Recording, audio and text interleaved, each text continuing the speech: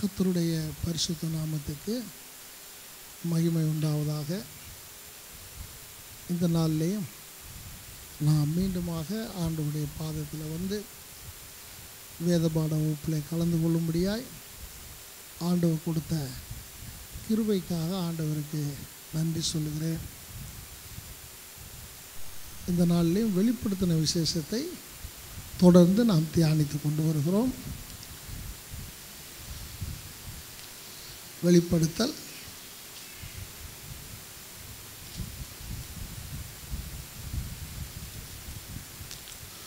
9ஆம் அதிகாரத்தில்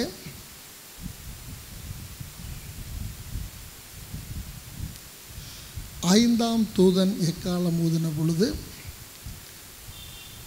வெட்டுக்கிளிகளுக்கு ஒப்பான ஒரு பூச்சிகள் வந்து பூமியில் உள்ள ஜனங்களை எப்படி உபத்திரவப்படுத்தியது என்பதை நாம் பார்த்தோம். இப்பொழுது 6ஆம் தூதனை குறித்து நாம் பார்க்க போகிறோம். 13ஆம் வசனத்திலிருந்து 21ஆம் வசனம் வரைக்கும் வாசிக்கலாம். 13லிருந்து 21. 6ஆம் தூதன் எக்காளம் ஊதினான்.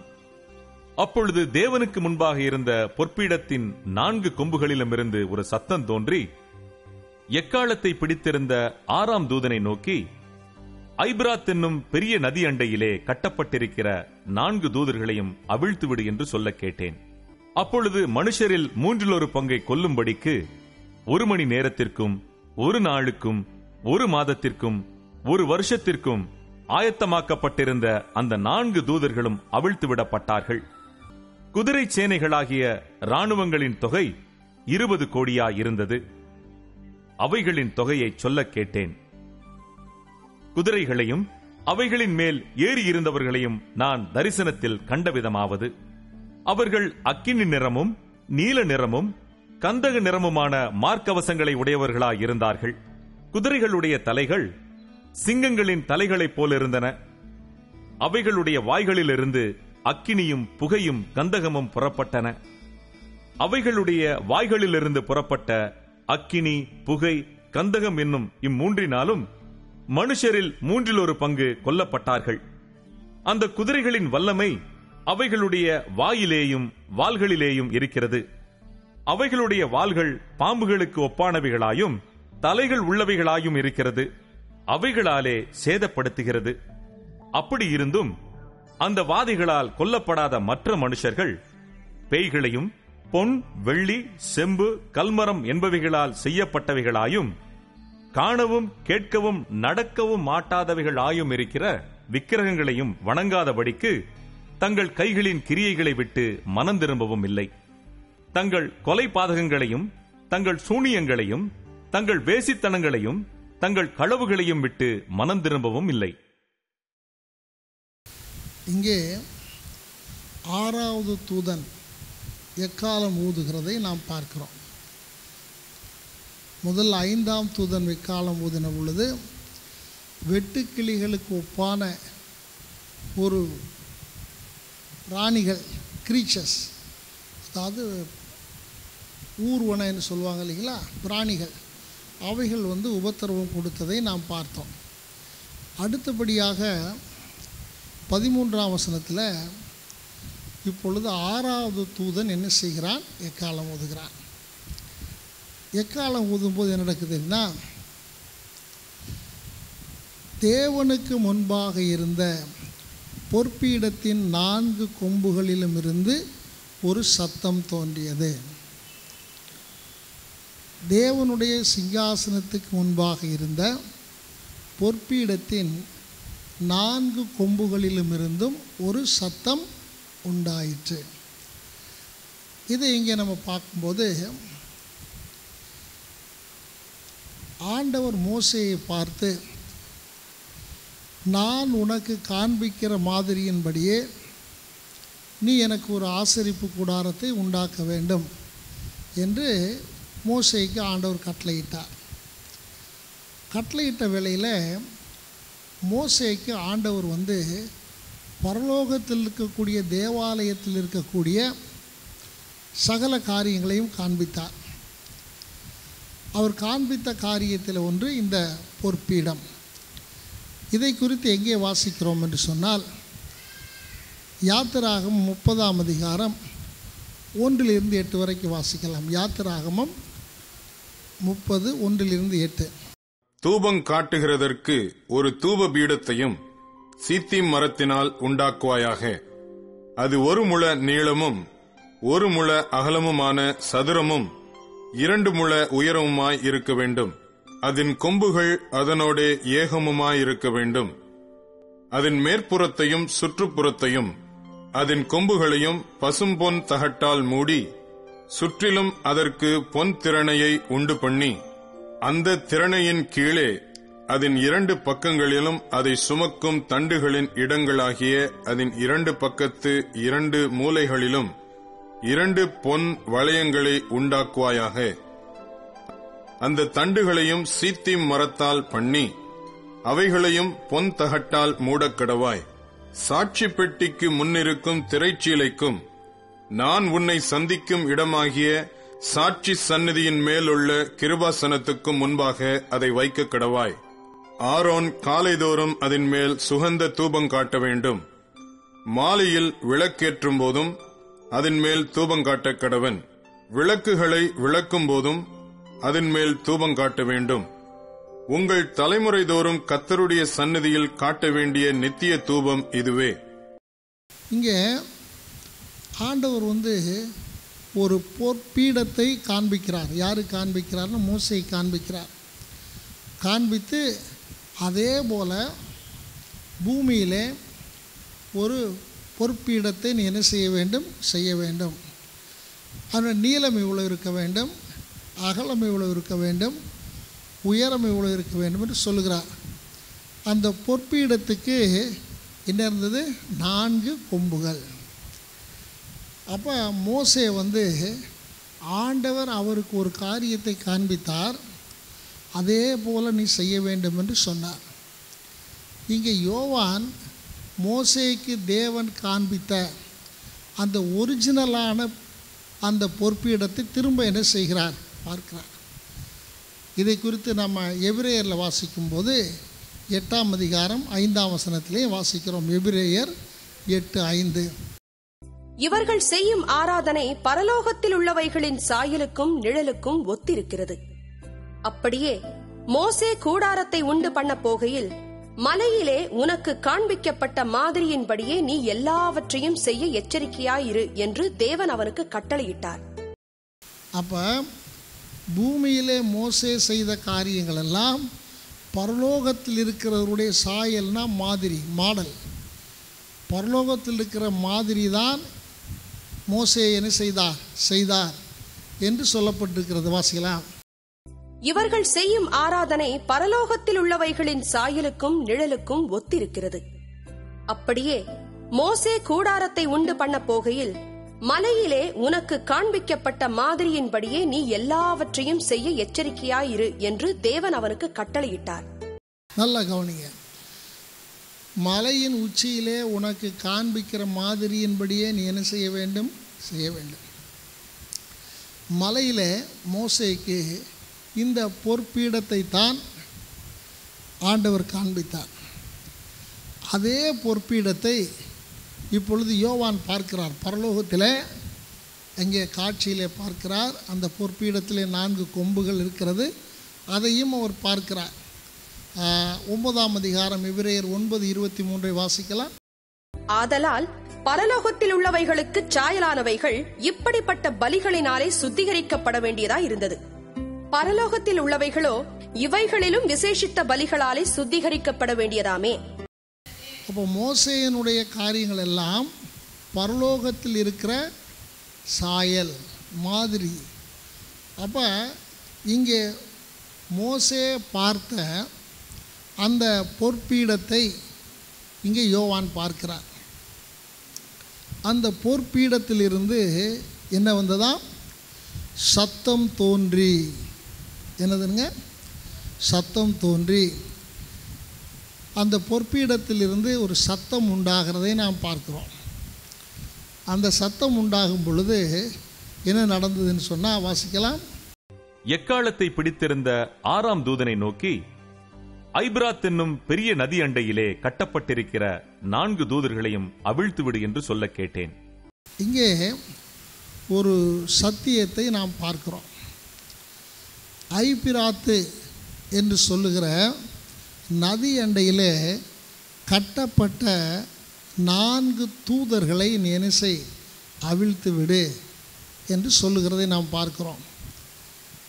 இந்த தூதர்கள், கட்டப்பட்ட தூதர்களை குறித்து வாசிக்க வேண்டுமானால் யூதாவின் புஸ்தகம் 1ஆம் அதிகாரம் 6ஆம் வசனத்தை வாசிக்கலாம். Jude chapter 1 verse 6. தங்களுடைய ஆதி மேன்மையை காத்துக்கொள்ளாமல் தங்களுக்குரிய வாசஸ்தலத்தை விட்டுவிட்ட தூதர்களையும் மகா நாளின் நியாய தீர்ப்புக்கென்று நித்திய சங்கிலிகளினாலே கட்டி அந்தகாரத்தில் அடைத்து வைத்திருக்கிறார். இங்கே ஒரு கூட்டம் தூதர்களை குறித்து யூதா ஆவியானவரால் வெளிப்படுத்தப்பட்டு எழுதுகிறார். அது என்னன்னா, தங்களுடைய ஆதி மேன்மையை காத்து கொள்ளாமல் தங்களுடைய வாசஸ்தலத்தை விட்டுவிட்ட தூதர்களை மகா நாளின் நியாய தீர்ப்புக்கென்று நித்திய சங்கிலிகளினாலே கட்டி அந்தகாரத்தில் என்ன செய்திருக்கிறார், அடைத்து வைத்திருக்கிறார். இவர்கள் யார் என்று சொன்னால், தங்களுடைய ஆதி மேன்மையை இவர்கள் என்ன செய்யவில்லை, காத்து கொள்ளவில்லை. அதனாலே அவருடைய வாசஸ்தலத்தை விட்டு அவர்களை ஆண்டவர் அகற்றினார். இது என்னது ஆதி மேன்மைனா, ஏற்கனவே உங்களுக்கெல்லாம் தெரிஞ்சிருக்கும். ஆதியிலே தேவன் மனுஷனை உண்டாகிறதுக்கும்போதாக தேவ தூதர்களை ஆண்டவர் உண்டாக்கினார். தேவ தூதர்களை, அவர்களும் சிருஷ்டிக்கப்பட்ட ஒரு சிருஷ்டிகள் தான். அந்த தேவ தூதர்களில்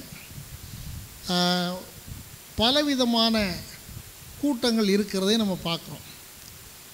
அதில் அருமையானூரில் மிகாவேல், காபிரியேல், லூசிஃபர் என்று சொல்லக்கூடிய 3 பிரதான தூதர்கள், ஆர்க் ஏஞ்சல்ஸ், அதாவது தூதர்களுக்கெல்லாம் தலைவர்கள் அவர்கள் தான். அவங்கள ஆண்டவர் உண்டாக்கினார். தூதர்களை குறித்து நாம் படிக்க வேண்டுமானால் அது ஒரு பெரிய வேத பாடம். தூதர்களை குறித்து வாசிக்கும்போது இந்த தூதர்களை பொறுத்த மாத்திரத்தில் இந்த முதலாவது தூதன், அவனை குறித்து நம்ம வாசிக்கிறோம். வீட்டில் போய் வாசிக்கோங்க. ஏசாயா 14, எசேக்கியேல் 28. இப்போ வாசிக்க வேண்டாம், நேரம் இல்லை. ஏசாயா தீர்க்கதரிசன புஸ்தகம் 14ஆம் அதிகாரம், எசேக்கியேல் புஸ்தகம் 28ஆம் அதிகாரம். அதிலே இந்த லூசிஃபரை குறித்து எழுதப்பட்டிருக்கிறது. இந்த லூசிஃபர் மிகவும் அழகாக சிருஷ்டிக்கப்பட்டிருந்தான். அவனை ஒரு முத்திரை மோதிரமாக ஆண்டவர் வைத்திருந்தார். அவனுடைய உடல் எல்லாமே நவரத்தினங்களாலே பொறிக்கப்பட்டிருந்தது. கோமேத உடல் முழுவதும் அவ்வளோ ஆபரணங்களாலே அது முழுவதுமாய் மூடப்பட்டிருந்தது. அது மட்டுமல்லாமல் அவனுக்குள்ளே அவன் சிறகை விரிப்பானால் அதற்குள்ளிருந்து எல்லா வாத்திய கருவிகளும் அதற்குள்ளே என்ன செய்யப்பட்டிருந்தது. ஆமாம், மேலதாளங்கள், அதுக்கடுத்தாப்புல வாத்திய கருவிகள் எல்லாமே அவனுடைய செட்டைகளுக்குள்ளே இருந்தது. அப்போ செட்டைகளை விரிக்கிற வேளையில் அருமையான இசை உண்டாயிற்று. தேவன் ஏன் அதை கொடுத்தாருன்னு சொன்னால், அவனோடு கூட இருக்கிற தூதர்கள் எல்லாரும் ஆண்டவரை என்ன பண்ணிகிட்டே இருப்பாங்க, துதிச்சிட்டே இருப்பாங்க. இதுதான் அந்த லூசிஃபர் என்கிற அந்த தூதனுடைய வேலை. அப்போ ஆண்டவரை துதித்து கொண்டே இருப்பார்கள். அடுத்து இன்னொரு தூதனை மிகாவேல், ஆங்கிலத்தில் மைக்கேல் அப்படின்னு சொல்லுவாங்க. இந்த தூதன் நம்ம பார்க்கும்போது அவனோடு கூட ஒரு சேனை இருக்கிறது.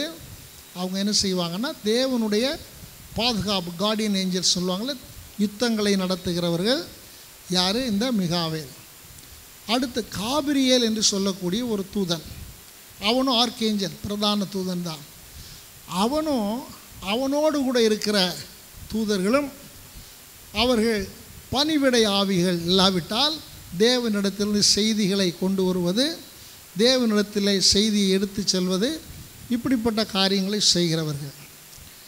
அதற்கு மேலே கேருபீன்கள் என்கிற ஒரு தூதர்கள் கூட்டத்தை நாம் பார்க்கிறோம். சேராபீன்கள் என்கிற தூதருடைய கூட்டத்தை பார்க்கிறோம். இன்னும் எத்தனை விதமான தூதர்கள் கூட்டங்கள் இருக்கிறதோ நமக்கு தெரியாது. வேதத்தில் ஆண்டவர் அதை மட்டும்தான் நமக்கு என்ன செய்திருக்கிறார், வெளிப்படுத்தி கொடுத்திருக்கிறார். இதில் இந்த லூசிஃபர் என்று சொல்லக்கூடிய தூதன் திடீரென்று தேவனை ஆராதித்து கொண்டிருந்தவனுக்கு இருதயத்திலே ஒரு எண்ணம் உண்டாயிற்று. என்னென்னா, நானும் தேவனை போல நான் மாறணும், என்னையும் ஒரு கூட்டம் தூதர்கள் என்ன செய்யணும், ஆராதிக்கணும், ஜனங்கள்லாம் ஆராதிக்கணும் அப்படின்னு சொல்லி தன்னுடைய இருதயத்தில் எண்ணினான். நான் ஆராதனை கூடங்களின் பர்வதத்துக்கு மேலே ஏறுவேன், தேவனுக்கு ஒப்பாவேன் என்று அவன் தன் இருதயத்திலே பெருமை கொண்டபடியினாலே தேவன் அவனை என்ன செய்தார், கீழே தள்ளினான். அவனிடத்தில் இருந்த அந்த மகிமையை ஆண்டவர் எடுத்துட்டார். இதை அதனால தான் பிசாசுன்னு சொல்லும்போது மகிமை இழந்தபடினாலே அவனுடைய சுபாவமே இருள் தான். அப்போ அவனோடு கூட இருந்த 1/3 தேவதூதர்கள் இருக்கிறாங்கல்ல, அவங்களே ஆண்டவர் என்ன பண்ணிட்டார், தள்ளி. அதான் ஆதி மேன்மையை, வசனத்தை போடுப்பா, யூதா 1:6. தங்களுடைய ஆதி மேன்மை என்னது, ஆதி மேன்மை என்னது, தேவன் அவங்களுக்கு ஒரு பெரிய மேன்மையை கொடுத்துருந்தார். என்ன மேன்மை, அவர் பக்கத்தில் இருந்து அவர் ஆராதிக்கணும். அந்த மேன்மையை அவங்க என்ன செய்யலை, காத்து கொள்ளவில்லை. அடுத்தாப்புல காத்து கொள்ளாதனாலே அவர்களுடைய வாசஸ்தலம் எங்கே வசித்து தேவனுடைய சிங்காசனத்துக்கு அருகிலே காணப்படுகிற அந்த வாசஸ்தலத்தை விட்டு தேவன் அவர்கள் என்ன செஞ்சிட்டார், தள்ளிவிட்டார். தள்ளிவிட்டது மட்டுமல்ல, அவர்களைத்தான் பவுல் சொல்லுகிறார், வானமண்டலங்கள் இருக்கிற பொல்லாத ஆவிகளின் சேனைகள். இது ஒரு கூட்டத்தை ஆண்டவர் தள்ளினார். ஆனால் ஒரு சிலரை என்ன பண்ணி வச்சிருக்கிறாரா, மகா நாளின் நியாய தீர்ப்புக்கென்று அந்தகார சங்கிலிகளினால் கட்டி என்ன பண்ணி வச்சுக்கிறாரு, அடைச்சி வச்சுக்கிறார். கொஞ்சம் பேர் எங்கே இருக்கிறாங்க, வானமண்டலங்களில் இருக்கக்கூடிய பொல்லாத ஆவிகளின் சேனைகள், துறைத்தரங்கள், அதிகாரங்கள், அந்தகார லோகாதிபதியின் சேனைகள். ஆனால் ஒரு கூட்டத்தை என்ன பண்ணி வச்சுக்கிறாரு, மகாநாளின் நியாய தீர்ப்புக்கென்று நித்திய சங்கிலிகளாலே கட்டி அந்தகாரத்தில் அடைச்சி வச்சுக்கிறார். இதில் பாருங்கள், அதில் ஒரு 4 தூதன் அவனோடு கூட இருந்த சேனைகளைத்தான் இப்போ யார் அவிழ்த்து விட சொல்கிறது. அந்த கொம்புகளிலிருந்து வந்த சத்தம் என்ன சொல்லுது, வாசிக்கலாம். இப்போ வாங்க பழைய வசனத்துக்கு வா. 6ஆம் தூதன் எக்காளம் ஊதினான். அப்பொழுது தேவனுக்கு முன்பாக இருந்த பொற்பீடத்தின் 4 கொம்புகளிலுமிருந்து ஒரு சத்தம் தோன்றி எக்காளத்தை பிடித்திருந்த 6ஆம் தூதனை நோக்கி, ஐபிராத் என்னும் பெரிய நதி அண்டையிலே கட்டப்பட்டிருக்கிற 4 தூதர்களையும் அவிழ்த்துவிடு என்று சொல்ல கேட்டேன். கட்டப்பட்டிருக்கிற ஒரு 4 பேர் அவிழ்த்து விடுன்னு சொல்றார். எத்தனை பேரை, 4 பேர். அவங்க கீழே இருக்கிற ஃபாலோயர்ஸ், அந்த தலைமையில் இயங்கக்கூடியவங்களை மட்டும் என்ன செய்யுங்க, அவிழ்த்து விடுன்னு சொன்னாங்க. ஆனால் அவங்க அந்த 4 பேரும் அவங்க கூட இருக்கிறவங்கள பூமியில் இருக்கக்கூடிய எவ்வளோ ஜனங்களை என்ன செய்வாங்க, அழிச்சிருவாங்க. எவ்வளோ ஜனங்களை அழிச்சிருவாங்க. அதாவது ஆண்டவர் மேலே வானமண்டலங்களில் இருக்கிற சேனைகளும் இதே வேலையை தான் செய்யுது. மனுஷன் என்ன பண்ணிகிட்டு இருக்குது, பாவம் செய்ய வைத்து என்ன செய்யுது, அழித்து கொண்டிருக்கிறது. பலவிதமான பாவங்களை மனிதனை செய்ய வைக்கிறது யார், பிசாசு.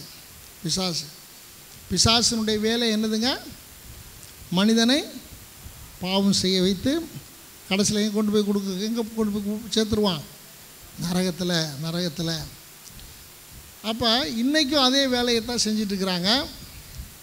ஆனால் இந்த இந்த தூதர்கள் வந்து ரொம்ப கொடியவங்க, ரொம்ப கொடிய தூதர்கள். இவங்கள ஒரு 4 பேர் அவுத்து விட்டதே பூமி என்ன பண்ணிட்டாங்க, நாசம் பண்ணிட்டானுங்க. அப்போ இப்போ இருக்கக்கூடிய இந்த பிசாசினுடைய தூதர்களை காட்டிலும் இன்னும் பயங்கரமானவைகள்லாம் பூமியில் ஆண்டவர் என்ன செய்யலை, நடமாட விடாமல் என்ன செய்கிறாரு, கட்டி வச்சுக்கிறார். என்ன செய்கிறாருங்க, கட்டி வச்சுருக்கிறார். ஏன்னா ஆண்டவரே சொன்னார், ஒரு மனிதனுடைய மகனுக்கு சீசர்கள் ஜெபம் பண்ணி பிசாசு நிறுத்தி என்ன என்ன என்ன கிடைக்கல, விடுதலை கிடைக்கல. அப்போ சீசர்கள் வந்து கேட்குறாங்க, ஆண்டவர் வந்து ஜெபம் பண்ணுறாரு, அந்த பிசாசு என்ன செஞ்சிச்சு, ஓடிடுச்சு. ஓடின உடனே இவங்க வந்து கேட்குறாங்க, ஆண்டவரே ஏன் எங்களால் விரட்ட முடியல, ஏற்கனவே நாங்கள் போய் ஊழியம் செய்யும்போது நிறைய பிசாசுகள்லாம் என்ன பண்ணோமே, துரத்தினமேன்னு சொல்லும்போது ஆண்டவர் சொல்கிறாரு, இந்த ஜாதி பிசாசு ஜெபத்தினாலும் உபவாசத்தினாலும் இல்லாமல் என்ன செய்யாது, போகாதுன்னு சொல்கிறார்.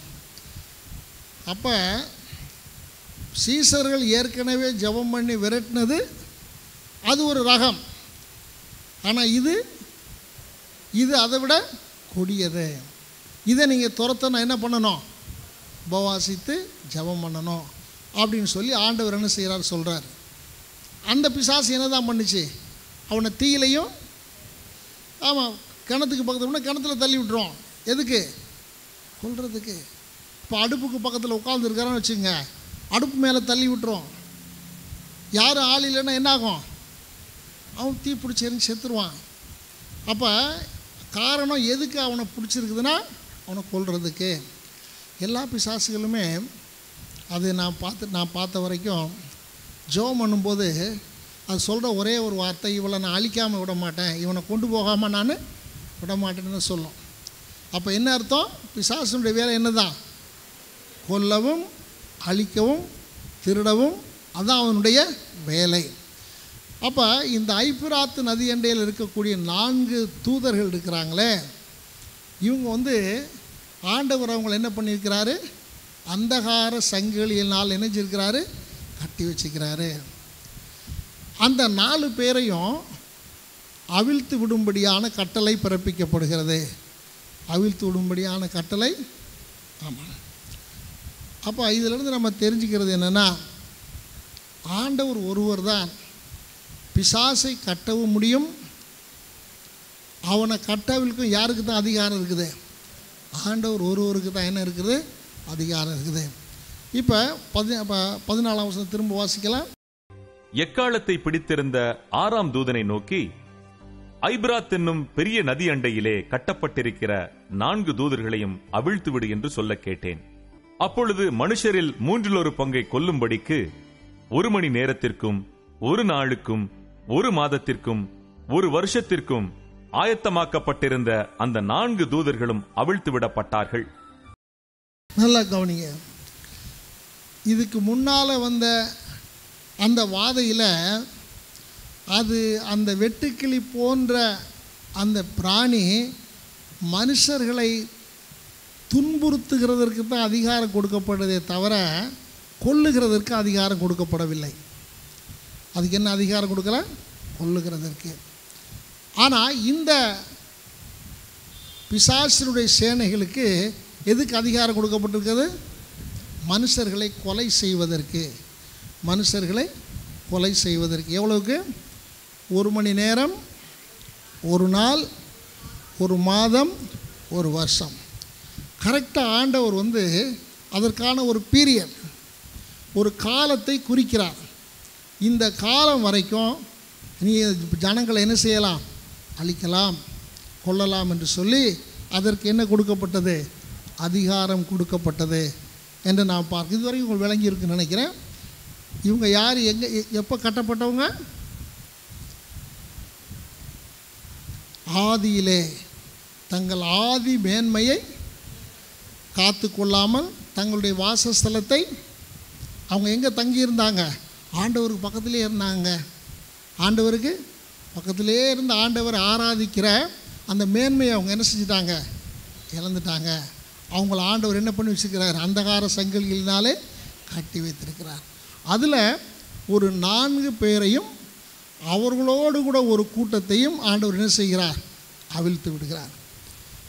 அந்த 4 பேர் வந்தப்போ அடுத்து பாருங்கள் 16ஆம் வசனத்தில் அவங்க கூட இருக்கிற ஒரு கூட்டம் வருது. இவங்களோட கூட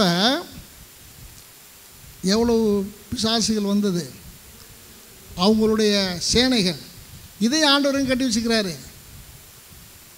அந்தகார சங்கிலினாலே கட்டி வச்சிருக்கிறாரு. இப்போ அவங்கள அவிழ்த்து விட்ட உடனே அவங்களோட சேர்ந்து அவருடைய அதிகாரத்துக்கு கீழே இருந்த அந்த பிசாசினுடைய டெமானிக் ஃபோர்ஸ், பிசாசினுடைய அந்த சேனைகள் வருகிறது. அதனுடைய எண்ணிக்கை எவ்வளவு? 20 கோடி. 20 கோடி பிசாசுகள் என்ன செய்கிறது?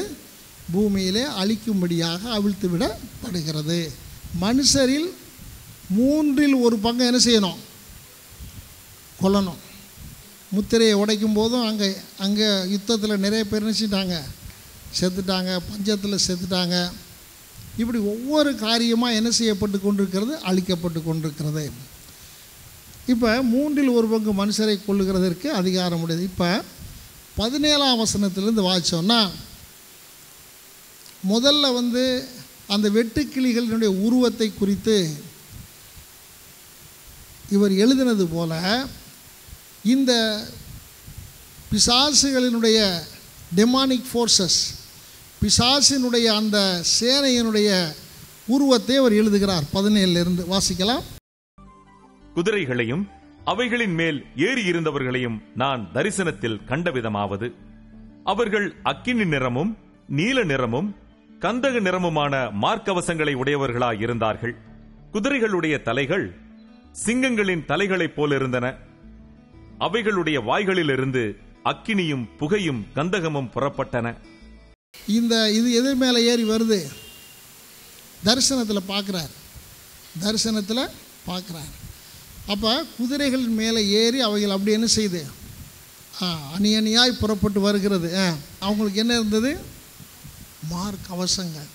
எப்படிப்பட்ட கவசம்?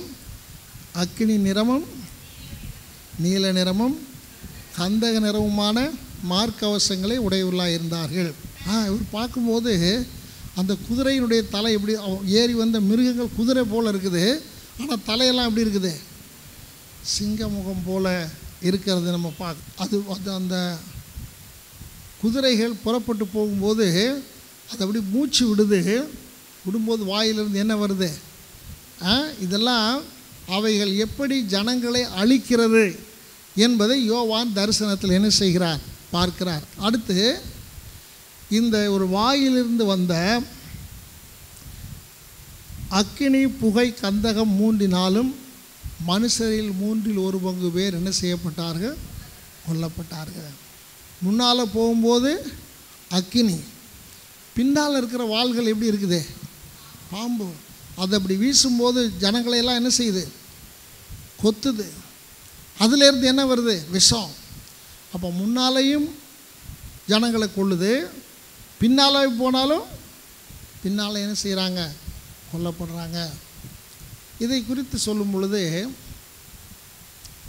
ஒரு வேத பண்டிதர் எழுதுகிறார், இந்த சேனை என்பது ஒரு வேலை, இந்த பூமியிலே நடக்க போகிற ஒரு பயங்கரமான யுத்தத்தை செய்கிற ஒரு சேனையாக கூட என்ன செய்யலாம்?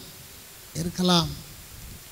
அதாவது ஒரு பெரிய யுத்தம் மூண்டு அதனாலே 3இல் 1 பங்கு மனுஷர் என்ன செய்யலாம்? மரித்து போகலாம் என்று என்ன செய்கிறார்கள்? சொல்லுகிறார்கள். அப்போ இந்த 6ஆம் தூதன் எக்காலம் ஊதும்போது என்ன நடக்குது? சத்தம் தொடங்குதா? ஐபிராத்து நதி எண்டையில் இருக்கக்கூடிய 4 கொடிய தூதர்கள் கட்டவிழ்க்கப்படுகிறார்கள். அவர்கள் தங்களுடைய ஆதி மேன்மையை காத்து கொள்ளாமல் தங்களுடைய வாசஸ்தலத்தை விட்ட தூதர்கள். அவர்களை கர்த்தர் அந்தகார சங்கிலினாலே கட்டி மகாநாளின் நியாய தீர்ப்புக்கென்று என்ன செய்திருக்கிறார்? வைத்திருக்கிறார். ஆனால் அதிலே ஒரு 4 தூதர்களையும் அந்த தூதர்களுடைய கூட்டத்தையும் ஆண்டவர் என்ன செய்ய சொல்கிறாரு? அவிழ்த்து விட சொல்லுகிறார். அவைகள் அவிழ்த்து விட சொல்லும் பொழுது அவைகள் புறப்பட்டு வருகிறது. 1 மணி நேரத்துக்கும், ஒரு நாளுக்கும், ஒரு மாதத்துக்கும், ஒரு வருஷத்துக்கும். அந்த நாளில் பூமியிலே 1/3 பங்கு மனுஷரை கொலை செய்யும்படிக்கு அதற்கு அதிகாரம் கொடுக்கப்படுகிறது. இதற்கு முன்பே வந்த வெட்டுக்கிளியின் சேனைகளுக்கு அவைகள் மனிதர்களை வாதிக்க மட்டும் அதிகாரம் கொடுக்கப்பட்டதே தவிர மனுஷர்களை கொலை செய்யும்படி அதிகாரம் கொடுக்கப்படவில்லை. இவைகள் புறப்பட்டு போகிற வேளையில் அவைகளுக்கு பின்னாலே அந்த பிசாசினுடைய சேனைகள், டிமானிக் ஃபோர்ஸஸ், அவைகள் அவர்களோடு கூட பின்னாலே வருகிறது. அவைகளுடைய எண்ணிக்கை 20 கோடி. எத்தனை கோடிங்க? 20 கோடி. இவைகள் மனிதர்களை கொல்லுகிறது. எப்படின்னா, அவர்களுடைய வாயிலிருந்து என்ன புறப்படுகிறது? அக்கினியும் கந்தகமான பயங்கரமான நெருப்பு புறப்படுகிறது. அதனாலே ஜனங்கள் என்ன செய்யப்பட்டாங்க? சொல்லப்பட்டாங்க. பின்னால் இருக்கிற ஜனங்கள் அவருடைய வாலில் பாம்புகளுக்கு ஒத்த தலைகள் இருக்கிறது. பாம்புக்கு ஒத்த வால் இல்லை. என்னது? பாம்பு தலை இருந்தால் கட்டாயம் என்ன பண்ணும்? கொத்தும். அப்போ முன்னால் போகிற மனுஷரும் என்ன செய்கிறாங்க? கொல்லப்படுறாங்க. பின்னால் வர்ற மனுஷரும் கொல்லப்படுறாங்க. இதில் ஒரு பெரிய ஒரு பரிதாபமான காரியம்னா, இவ்வளவு இருந்தாலும் ஜனங்கள் என்ன செய்வாங்களா? அடுத்த வசந்த வாசிங்க. அப்படி இருந்தும் அந்த வாதிகளால் கொல்லப்படாத மற்ற மனுஷர்கள் பேய்களையும் பொன், வெள்ளி, செம்பு, கல்மரம் என்பவைகளால் செய்யப்பட்டவைகளாயும் காணவும் கேட்கவும் நடக்கவும் மாட்டாதவைகளாயும் இருக்கிற விக்கிரகங்களையும் வணங்காதபடிக்கு தங்கள் கைகளின் கிரியைகளை விட்டு மனம் திரும்பவும் இல்லை. இவ்வளவு நடக்கும்போது அவங்க என்ன செய்யலை? தங்களுடைய விக்கிரகங்களை விட்டு, இல்லாட்டா தங்களுடைய மதங்களை விட்டு, ஆராதனைகளை விட்டு, தேவன் அல்லாத காரியங்களை வணங்குகிறதை விட்டு மனம் திரும்பவில்லை. நல்லா கவனிங்க, மனம் திரும்பவில்லை. ஏன்னு கேட்டால், அந்த நாட்களிலே மனுஷர்கள் மனம் திரும்புகிறதற்கு வாய்ப்பே கிடையாது. இந்த நாட்களில் மனுஷர்கள், ஆனால் ஒரே ஒரு சான்ஸ் யாருக்கு ஆண்டவர் கொடுக்குறாருன்னா, யூதர்கள் மாத்திரம் மனம் திரும்புகிறதற்கு ஆண்டவர் என்ன கொடுக்குறார்? வாய்ப்பு கொடுக்குறார். இப்போ புறஜாதியாருக்கு மனம் திரும்புகிறதற்கு ஆண்டவர் என்ன கொடுக்குறாரு? வாய்ப்பு கொடுக்குறார். இப்போ யூதர்கள் என்ன பண்ணவில்லை? யூதர்கள்லாம் ஒரு சிலர் மனம் திரும்புகிறாங்களே தவிர இன்னும் யூதர்கள் இயேசுவை என்ன செய்வதில்லை? ஏற்றுக்கொள்வதில்லை. இஸ்ரேலுக்கு போயிருந்த சமயத்தில் அந்த இஸ்ரேலில் இருக்கக்கூடிய கைடுங்க எல்லாருமே யூதர்கள் தான். பெத்லகேமில் போய் இது இயேசு பிறந்த இடம்னு சொல்லி காமிக்கிறாங்க. எல்லாம் காமிக்கிறானுங்க, காசு வாங்கிடுவானுங்க. ஆனால் சொல்லுவாங்க, you people Christians believe Jesus is messiah but we don't believe. கிறிஸ்தவர்களாகி நீங்கள் இந்த நாசரேத்து ஊரில் பிறந்த இயேசுவை மேசியா என்று நீங்கள் நம்புகிறீர்கள், ஆனால் நாங்கள் நம்பவில்லை. அவர் ஒரு சாதாரணமான தச்சன் வீட்டில் பிறந்த ஒரு மனுஷன் என்று தான் நம்புகிறோம். He is not messiah. மேசியா இனிமேல் தான் என்ன செய்ய போகிறாரு? வரப்போகிறாருன்னு. அப்போ இன்றைக்கி யூதர்கள் என்ன செய்யப்படுவதில்லை? ரட்சிக்கப்படுவதில்லை, மனம் திரும்பவில்லை. ஏன்னா இப்போ இது யாருடைய காலம்? புறஜாதியாருடைய காலம். புறஜாதியார் தான் லட்சக்கணக்காக ரட்சிக்கப்பட்டிருக்கிறோம். இப்போ யூதர்களுடைய கதவு என்ன செய்யப்பட்டிருக்கிறது? அடைக்கப்பட்டிருக்கிறது. ஒரு நாள் புறஜாதியாருடைய ரட்சிப்பு காலம் முடிஞ்ச உடனே யூதருக்கு ஆண்டவர் ஒரு சான்ஸ் கொடுப்பார். அப்போ தான் யூதர்கள் என்ன பண்ணுவாங்க? தாங்கள் குத்தினவரை நோக்கி பார்ப்பார்கள். ஐயோ, உங்களை நாங்கள் என்ன பண்ணிட்டோமே, உங்களை நாங்கள் ஈட்டினால் குத்திட்டோமே, சிலுவையில் அரைஞ்சிட்டோமே அப்படின்னு சொல்லி ஒவ்வொரு கோத்திரமும் தனித்தனியாய் புலம்பி அழுவார்கள். அப்பொழுது அவரை அவங்க என்ன செய்வாங்க? ஏற்றுக்கொள்வாங்க. அதுதான் யூதருடைய ரட்சிப்பின் நாட்கள். ஆனால் புறஜாதியார் என்ன பண்ண மாட்டாங்க? மனம் திரும்ப மாட்டாங்க. விளங்குதா உங்களுக்கு? அந்த நாட்களில் மனம் திரும்பணும்னு நினச்சா கூட என்ன பண்ண மாட்டாங்க? மனம் திரும்ப முடியாது. ஏன்னு கேட்டால் அந்த நாட்களில் என்ன அடைக்கப்பட்டு விடும்? கிருபையின் வாசல் அடைக்கப்பட்டு விடும். ஏற்கனவே ஆண்டவரை ஏற்றுக்கொண்டு மனம் திரும்பி ஆண்டவருடைய வருகையில் கைவிடப்பட்டவர்கள் வேண்டுமானால் ஒருவேளை என்ன செய்யப்படலாம்? தங்களுடைய ரட்சிப்பை புதுப்பித்து கொண்டு இரத்த சாட்சியாக மரிக்கலாம். ஆனால் மற்றவர்கள் மனம் திரும்புகிறதற்கு எங்கே என்ன இல்லை? ஆதாரம் இல்லை. மனம் திரும்புகிறதுக்கு ஆதாரம் இல்லை. அப்போ அடுத்து வாசிங்க 21. தங்கள் கொலை பாதகங்களையும் தங்கள் சூனியங்களையும் தங்கள் வேசித்தனங்களையும் தங்கள் களவுகளையும் விட்டு மனம் திரும்பவும் இல்லை. ஒரு பக்கம் சாவு இருந்தால் கூட ஊரில் சொல்கிற மாதிரி அண்டா திருடுறவன் அண்டா திருடி தான் இருப்பான். கொலை செய்கிறவன் கொலை செஞ்சுக்கிட்டு தான் இருப்பான். அவன் செய்கிற பாவத்தை என்ன பண்ண ரொட்டீனாக இணைஞ்சிட்டு இருக்கான், நடக்கும். பாருங்கள், இவ்வளோ கொரோனா வந்துச்சே, வாழ்க்கையே என்னன்னு தெரிஞ்சிச்சுல்ல? திருந்திருக்கிறாங்களா? சொல்லுங்கள், திருந்துனாங்களா? அவன் அந்த நாட்கள்லாம் 108 ஏற்றி அனுப்பிச்சாலும் என்ன அர்த்தம்? என்ன அர்த்தம்? அவ்வளோதான், வீட்டுக்கு வரமாட்டார். அப்படிப்பட்ட நிலைமையெல்லாம் வந்தும் கூட மனுஷன் திருந்தினா? திருந்தலை. அதுதான் உலகம். அதான் பாருங்கள், இவ்வளவு நடந்தும் மெய்யான தெய்வத்தை நோக்கி அவள் என்ன செய்யவில்லை? வரவில்லை. சரி, வரல, லைட்டு. ஒரு ஒழுங்காவது இருக்கிறியான்னு கேட்டால் என்ன பண்ணலையா? கொலை பாதகங்கள். என்னதுங்க? கொலை பாதகம். அடுத்தாப்புல என்னது? சூனியங்கள். என்னதுங்க? சூனியங்கள். நல்லா கவனிங்க. ஆண்டவர் வெறுக்கிற பயங்கரமான பாவங்களிலே ஒன்று சூனியம். என்னதுங்க? ஆண்டவர் ஒரு சில பாவங்களை எல்லாம் ரொம்ப கொடியதாக அவர் நினைக்கிறார். அதில் ஒன்று என்னது? சூனியம். அது அந்த ஒரு சிறு வாசனை கூட எங்கே இருக்கக்கூடாது? இஸ்ரவேலில் என்ன செய்யக்கூடாது?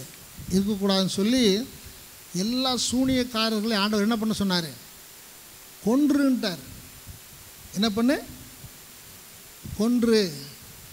ஏன்னு கேட்டால் அவன் இருந்தானால தேசம் என்னச்சிரும்? கெட்டு போயிடும். தேசம் என்னச்சிரும்? கெட்டு போயிடும். இதிலிருந்து நம்ம தெரிஞ்சுக்கிடணும், இந்த சூனியம் என்பதை ஆண்டவர் எவ்வளவு வெறுக்கிறார் என்பதை ஆண்டவருடைய பிள்ளைங்க முதல்ல என்ன செய்யணும்? தெரிஞ்சுக்கிடணும். ஏன்னு கேட்டால் பார்த்தீங்கன்னு சொன்னால் இஸ்ரவேல் ஆண்ட ராஜாக்களில் எல்லா ராஜாக்களுமே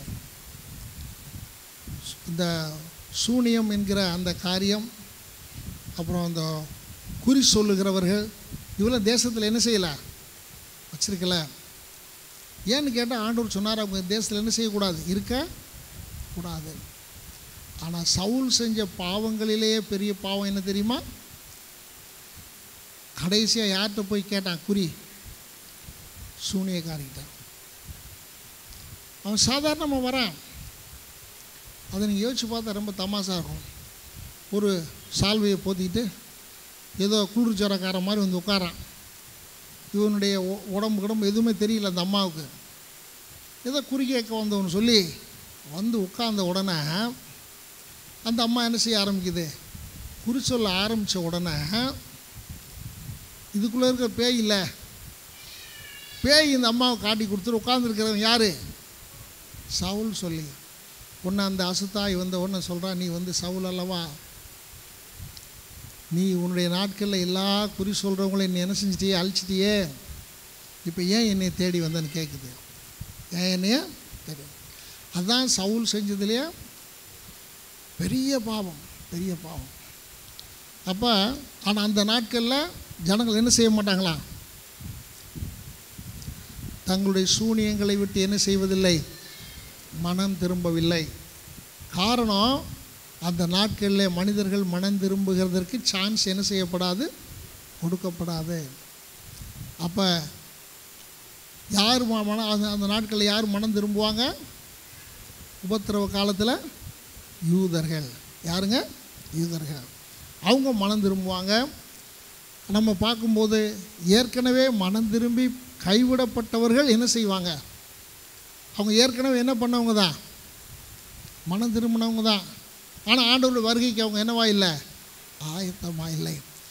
அவர்கள் இரத்த சாட்சியாக மரித்து வந்து சேருவார்கள். இப்போ நம்ம எதை பார்க்குறோம், ஆறாம் தூதன், ஆறாம் தூதனுடைய காலம். அப்போ முதல்ல முத்திரைகளை தாண்டி என்ன வருது, முத்திரையை தாண்டி இப்போ என்னது, எக்காலம். எக்காலம் இதெல்லாம் என்னது, இந்த பூமியிலே ஆண்டவர் அனுப்ப போகிற நியாய தீர்ப்புகள், ஜட்ஜ்மெண்ட். என்னதுங்க, ஜட்ஜ்மெண்ட். இதில் ஒருத்தர் எழுதுகிறாரு, பழைய நாட்களிலே அந்த கொம்புகளிலே கொண்டு போய் இரத்தத்தை, பலிபீடத்தின் இரத்தத்தை தடவுவாங்க. அப்போ ஜனங்களுக்கு என்ன உண்டாகும், பாவ மன்னிப்பு உண்டாகும். இப்போ எந்த ஒரு கொம்பு ஜனங்களுக்கு பாவ மன்னிப்பு உண்டாக்குகிற கிருபையை வெளிப்படுத்தினதோ அதே கொம்பு இப்போ நியாய தீர்ப்பை வெளிப்படுத்துகிற ஜட்ஜ்மெண்ட். முதல்ல கிருபையின் காலத்து கொம்பிலிருந்து என்ன வந்தது, கிருபை. இஸ்ரவேல் ஜனங்கள் அவர்கள் பலியிட்டு அந்த பலியின் ரத்தத்தை கொண்டு கொம்புகளில் பூசுவாங்க. பூசின உடனே அந்த கொம்பிலே பூசப்பட்ட இரத்தத்திலிருந்து அவர்களுக்கு என்ன கிடைச்சிச்சு, ரட்சிப்பு கிடைத்தது, கிருபை கிடைத்தது, இரக்கம் கிடைத்தது. ஆனால் இப்போ அதே கொம்பிலிருந்து என்ன வருது, நியாய தீர்ப்பு வருகிறது. ஏன்னு கேட்டால் கிருபையின் காலம் என்ன செஞ்சிருச்சு, முடிஞ்சிருச்சு. அப்போ இந்த இடத்துல நாம் இன்னொரு நியாய தீர்ப்பை குறித்து நம்ம பார்த்தோம். இது உங்களுக்கு விளங்கி இருக்குன்னு நினைக்கிறேன். நம்ம ஜெபம் பண்ணுவோம். ஆமாம் ஆண்டவரே, இந்த நாளிலேயும் ஆண்டவரே உங்களுடைய நியாய தீர்ப்பு நாளிலே நாங்கள் கட்டின வீடும் நிலம் பொருளும் எங்களுடைய உற்றார் உறவினர் ஒருவரும் அந்த நாளில் எங்களை பாதுகாக்கவும் முடியாது, எங்களுக்கு ஒன்று செய்ய முடியாதப்பா. ஆனால் இந்த நாட்களில் நாங்கள் மனம் திரும்பி உம்முடைய பிள்ளைகளாய் நாங்கள் வாழ உம்முடைய வருகைக்கு நீர் எங்களை ஆயத்தப்படுத்துங்கப்பா. ஆண்டவரே, ஒவ்வொரு நியாய தீர்ப்புகளை பார்க்கும் பொழுது, அந்த பயங்கரமான காரியங்களை பார்க்கும் பொழுது, இவைகளுக்கெல்லாம் தப்பி மனுஷகுமாரனுக்கு நிற்பதற்கு, மனுஷகுமார் முன்பாக நிற்பதற்கு நீங்கள் தகுதியுள்ளவர்களாகும்படிக்கு விழித்திருந்து ஜெபம் பண்ணுங்கன்னு சொன்னீங்களப்பா. நாங்கள் விழித்திருக்கவும் ஜாக்கிரதையாக இருக்கவும் ஜெபம் பண்ணவும் உதவி செய்யுங்க. இயேசுவின் மூலம் கேட்கிறோம் நல்ல பிதாவே. என் ஆத்துமாவே கர்த்தரை ஸ்தோத்திரி, என் முழுமையோட பரிசுத்த நாமத்தை ஸ்தோத்திரி. என் ஆத்துமாவே கர்த்தரை ஸ்தோத்திரி. கர்த்தர் செய்த சகல உபகாரம் மறவாது. நம்முடைய கர்த்தராகிய இயேசு கிறிஸ்துவின் கிருபையும் பிதாவாகிய தேவனுடைய அன்பும் பரிசுத்த தூய ஆவியானவருடைய அந்யோன்யமும் சமாதானமும் சந்தோஷமும் நம் அனைவரோடு கூட என்றென்றைக்கும் தங்கியிருப்பதாக. ஆமென்.